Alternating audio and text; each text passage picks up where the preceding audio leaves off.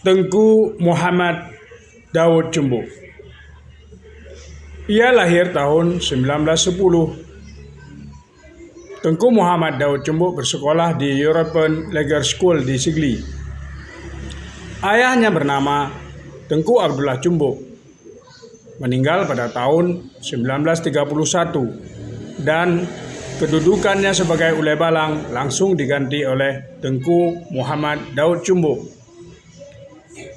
Sebahagian besar rakyat Aceh, terutama para pemuda PRI dan kaum Republikan, memberi cap kepada Tengku Daud Cumbuk sebagai pengkhianat revolusi.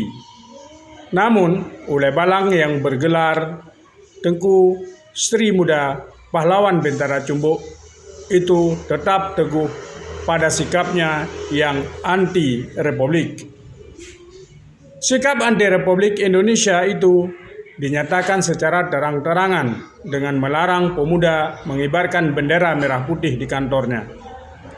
Tidak hanya sampai di situ, ia juga memerintahkan anak buahnya untuk mencabut kembali poster-poster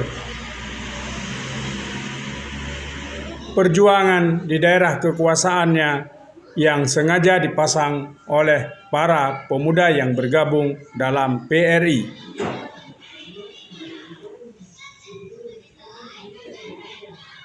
Bahkan, tak kalah para ulama Aceh memfatwakan Perang Sabil pada bulan Oktober 1945 dilanjutkan dalam pertemuan sekitar 600 ulama PD di Masjid Tiro pada tanggal 16 November 1945, Tengku Daud Cumbuk tetap bersikeras dengan sikapnya yang anti-republik tersebut. Pada tanggal 24 Juni 1946, Daud Shah atas nama Residen Aceh mengeluarkan peraturan tentang menguasai atau memiliki harta peninggalan yang dicap pengkhianat Republik NRI daerah Aceh.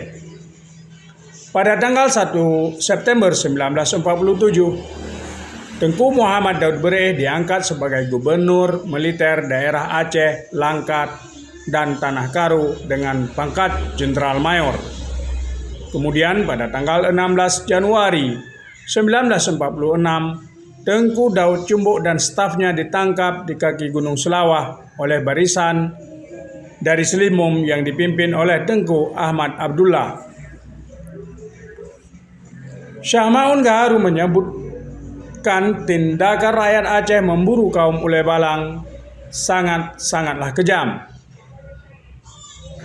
Banyak warga mati tanpa dikubur, tiada dimandikan, dan tiada disalatkan. Tidak ada data pasti jumlah korban dalam revolusi sosial itu. Ada yang memperkirakan mencapai 3-4 ribu orang. Sejak saat itu, citra Daud Bereh kian populer sebagai pemimpin revolusi, di mana beliau bersama dengan Pusa dan kawan-kawan berhasil memburu dan membunuh golongan Ulai Balang yang dituduh sebagai anti Republik Indonesia yang menolak kemerdekaan Republik Indonesia di Aceh.